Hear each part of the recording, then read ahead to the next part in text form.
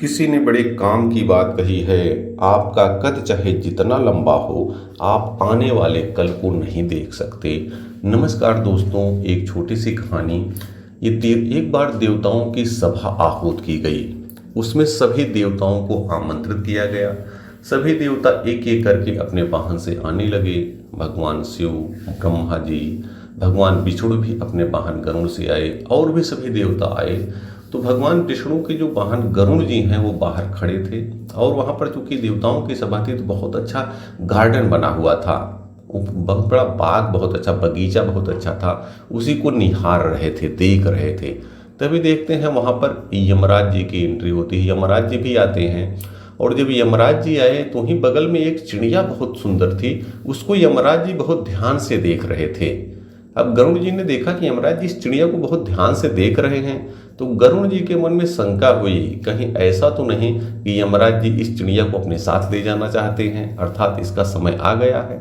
वो कहते हैं मैं ऐसा, उनके मन में ऐसा आता है। हालांकि यमराज जी तो अंदर चले गए, लेकिन गरुड़ जी सोच रहे हैं अब मैं ऐसा करता हूँ, इस चिड़िया को यहाँ से दूर कर देता हूँ। क्योंकि गरुड़ जी की स्पीड बहुत तेज है, वो चिड़िया को अपने पीठ पर बैठाते हैं और वहाँ से 1000 किलोमीटर दूर एक जंगल में ले जा करके एक सुंदर सा पत्थर होता है उस पर रख देते हैं, उस पर बैठा देते हैं।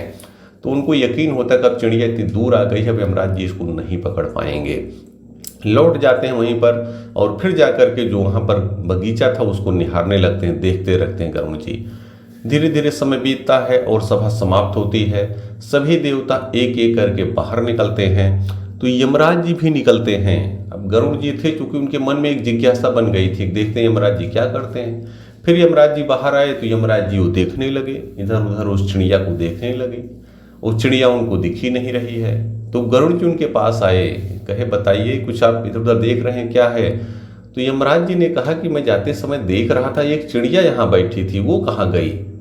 तो कहे उस चिड़िया को हमने वहाँ पर, लेकिन आप उसको देख क्यों रहे थे। गरुड़ जी ने कहा क्या बात है बताइए, उस चिड़िया को आप क्या उतने ध्यान से देख रहे थे, हमको मन में कुछ डाउट हो गया था।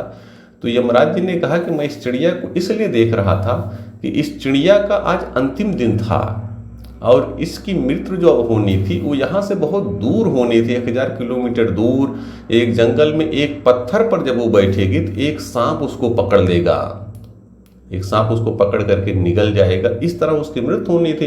लेकिन चिड़िया यहाँ थी तो मैं ये सोच रहा था कि वहाँ कैसे पहुँचेगी, कैसे संभव होगा। अब जब वो ये बात यमराज जी बताए तो गरुड़ जी ने अपना माथा पकड़ लिया और वो कहने लगे उनसे कि आप जब जा रहे थे इसको बहुत ध्यान से देख रहे थे तो मेरे मन में शंका हुई और मैं इसको फिर यहाँ से उठाया और ले जा करके वहाँ जंगल में छोड़ दिया ताकि आपकी पकड़ से दूर हो जाए। और अपना तो पूछे अब क्या होगा बताइए, हमारे द्वारा बहुत बड़ी गलती हो गई, गरुड़ जी ने कहा। तो यमराज जी ने कहा आप चिंता मत करिए, मैं तो ही सोच रहा था को कैसे वहाँ पहुँचेगी।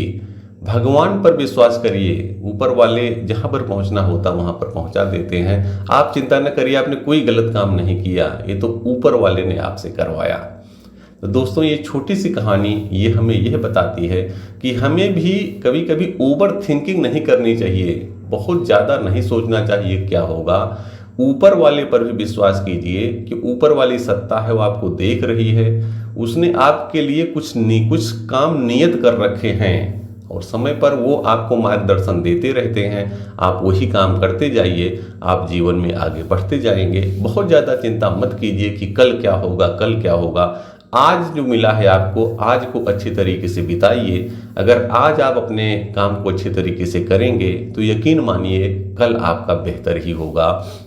दोस्तों वही बातें जो आपको बताता रहता हूँ कि जीवन में भगवान ने जो कुछ आपको दिया है उन सभी चीज़ों के प्रति कृतज्ञता का भाव अपनाइए और अपने जीवन को बेहतर से बेहतरीन बनाइए। याद रखिए ऊपर वाले ना भूलते हैं ना भूल करते हैं, वे आपके प्रत्येक कर्म का फल अवश्य देते हैं। बहुत बहुत धन्यवाद।